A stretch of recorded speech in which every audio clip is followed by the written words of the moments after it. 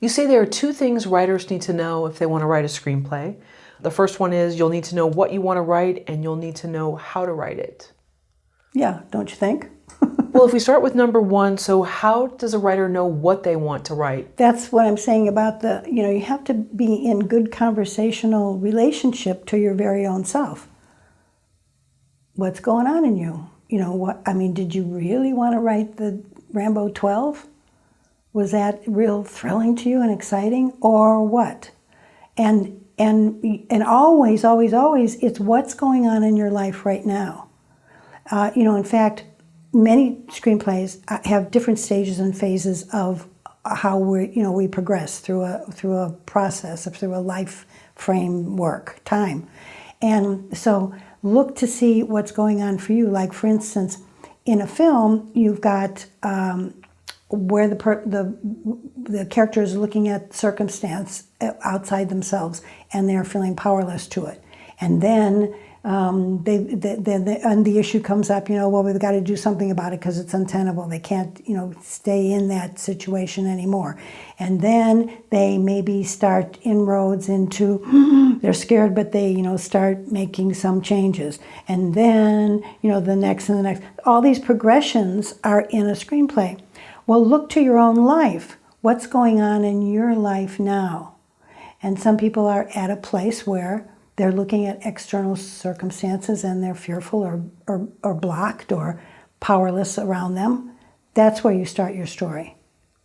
Or if you are at a stage of that you are starting to really branch out and finding new parts of yourself, and you're wanting to try those out, and you're being brave, and you're at the superhero aspect of yourself, then that's the aspect, the start of your screenplay.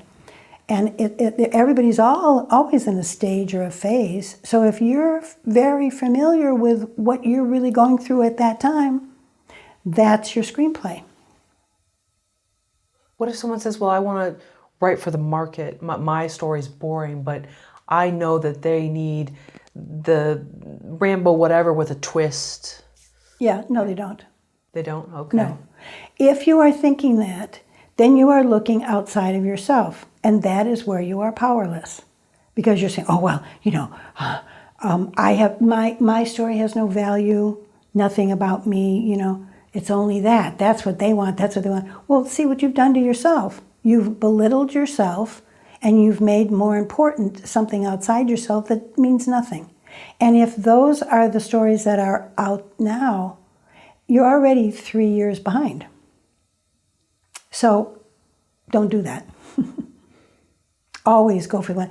My favorite group of, I used to have I don't know what you'd call it, a group, I suppose. It was Healing the Hollywood Heart. Why people want to be rich and famous, what to do about it. And the subgroup of that was so interesting. It was men at 35 who wanted to land on their manhood. They had to write the best film then, and they had to break through, and this was it, and they got to get their Ferrari. Everything was urgent in that. And I love that subgroup because they were so desirous and so longing to become. And so the whole idea of becoming, I believe that every story is a becoming story, and that's where it's rich and valuable and not boring at all. Because if you're trying to become, you got something to say to everybody else. That's what story is all about. For the millenniums around the campfire, people wanted to hear stories because they want to see, well, how are you doing it? How are you making it out through being a human being? Maybe I can get some clues from you. Tell me that story. Let me be inspired. Let me get a tip or two. So becoming stories are it. So you always want to tap that becoming aspect of yourself. Go down to the tip of your heart. There's where it is. It's just dripping juicily down into your hand. And have you worked with those who have a very hard time accessing that, and it's almost impossible? Humans.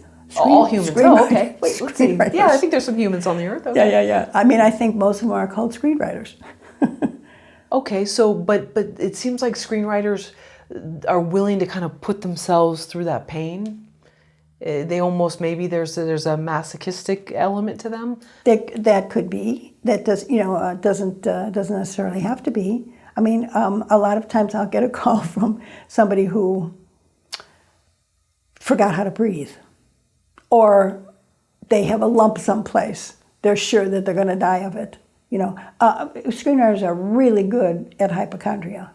They can think of things that they were never thought of. However, they can also have things that just human beings have, but on a screenwriter's body, it's got such possibilities.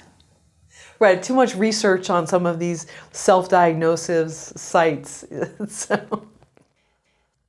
So if you put your hand right like in the breastbone there, you will find that there is something there. What's that? Oh my gosh! Oh, it's been there all along, and not to worry.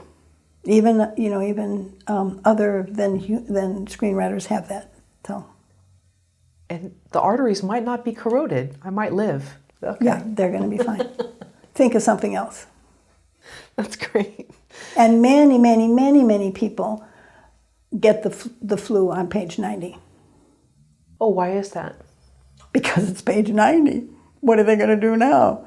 They have to close on this script, and they have to put it out to people, or they have to take it to the producer, and so you have to you have to pause and get a flu, go to bed for 3 days, and then you're ready to bring it forward.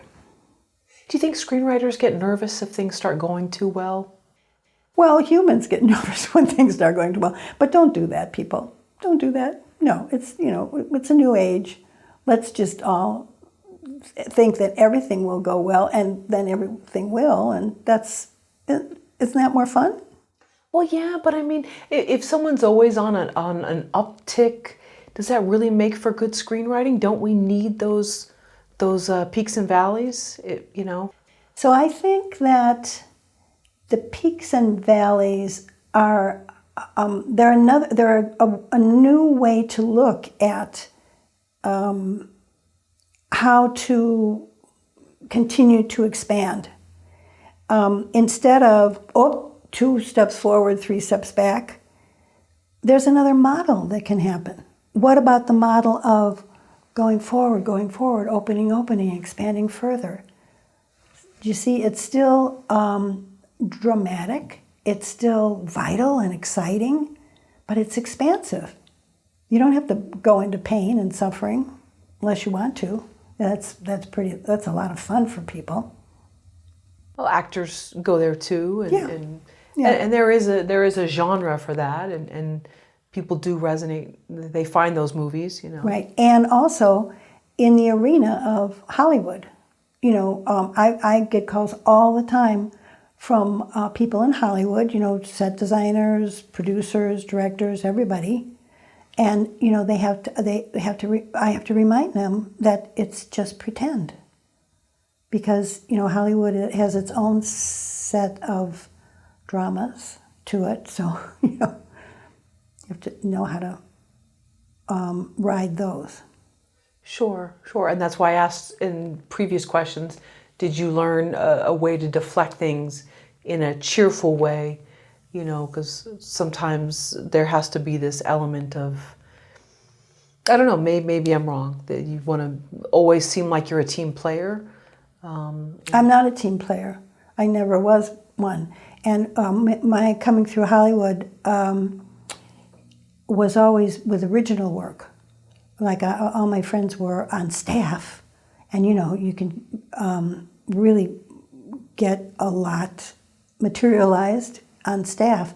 But I never wanted that, because I wanted to do my own, work projects. Sure, and I can respect someone that owns that. Do you think that's okay as long as you know that about yourself? That I'm not a team player? Yeah. I'm happy to not be a team player. But at what point did you own that, or that was always part of who you were? There's no, if you're not a team player, you're not, and you're never going to be, and that's, whatever you are, that's great. Instead of whatever you are is an obstacle or wrong. So, you go with your original design, and and that's the thing that puts you forward.